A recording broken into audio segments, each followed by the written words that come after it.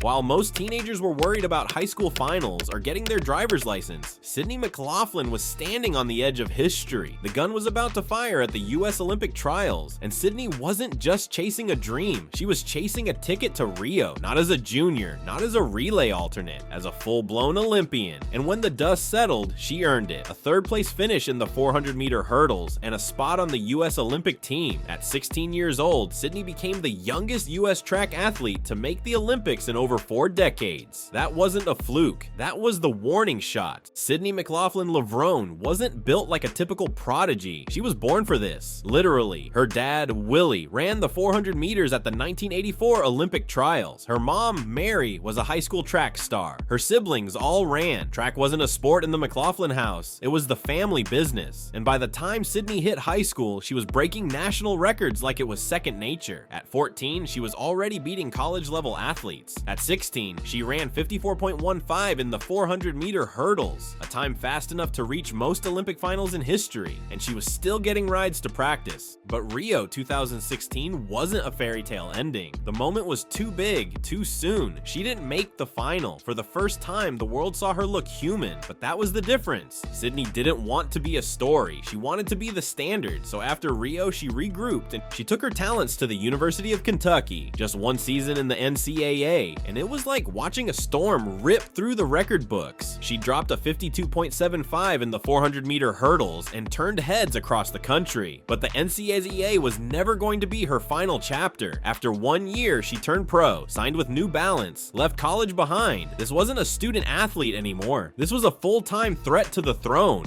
And the throne? That belonged to Dalilah Muhammad, Olympic gold medalist, world champion, the queen of the 400-meter hurdles. If Sydney wanted to be the best, that was the name she had to chase. And in 2019, she chased her all the way to the World Championships in Doha. The race wasn't hype, it was history. Dalilah came out swinging, setting a blistering pace. Sydney didn't blink. She matched her step for step, stride for stride, through every hurdle. It felt like a photo finish before the race even ended. Dalilah crossed first in 52.16, a new world record. Sydney was right behind her at 52.23. It was the fastest losing time the event had ever seen, and Sydney didn't flinch. That race was more than a loss. It was the spark. It proved Sydney wasn't just chasing the top, she was already there. So in 2020, she changed everything. Moved across the country, switched up her entire training system. Then came Tokyo, August 4th, 2021. The rematch, Dalilah versus Sydney, the 2 fastest women ever in the 400-meter hurdles, standing in lanes 4 and 5. And this time, it wasn't even close. Sydney surged on the home stretch with mechanical perfection, gliding over each hurdle like gravity forgot her name. She crossed the line in 51.46 seconds, a new world record, Olympic gold, the changing of the guard, but she wasn't done. In 2022, Sydney came back and made every stopwatch in the world look broken, 50.68 seconds, a time so ridiculous it would have placed her 7th in the men's Olympic final. Let that sink in. No woman had ever gone under 52. Sydney went under 51. She didn't just raise the bar, she kicked it into orbit. And while the records were piling up, so was life. That May, she married former NFL receiver Andre Levrone Jr. and became Sydney McLaughlin-Levrone. To the headlines, it was just a name change. But to her, it marked something bigger, a transition from prodigy to legacy, from record breaker to era definer. By the time Paris 2024 rolled around, there wasn't a single person doubting her crown. She stepped onto the track with a calm fire, the kind you only earn when you know what you're about to do is bigger than hype.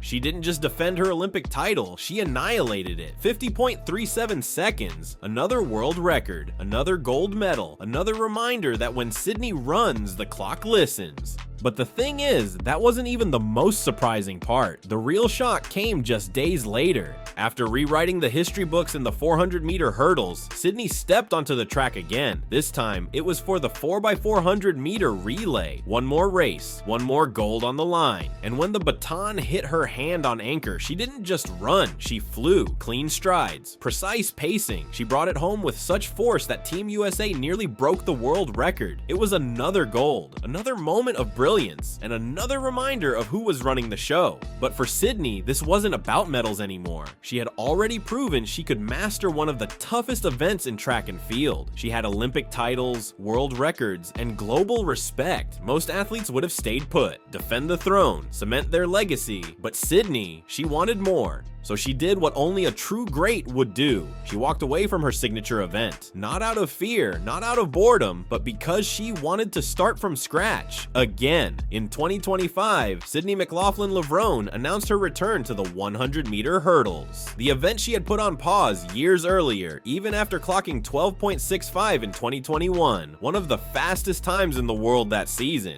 It wasn't a random decision. This was about legacy, about range, about proving that her dominance wasn't tied to a single race, that she wasn't just the queen of one event, but a complete athlete built for every challenge on the track. She wasn't switching lanes, she was opening them. Her training shifted, more blocks, more power, more speed between the hurdles, and more precision than ever before. The 100-meter hurdles isn't like the 400. There's no time to settle in, no rhythm to find. It's over in seconds. It's chaos, coordination, and explosion all at once. And Sydney was all in.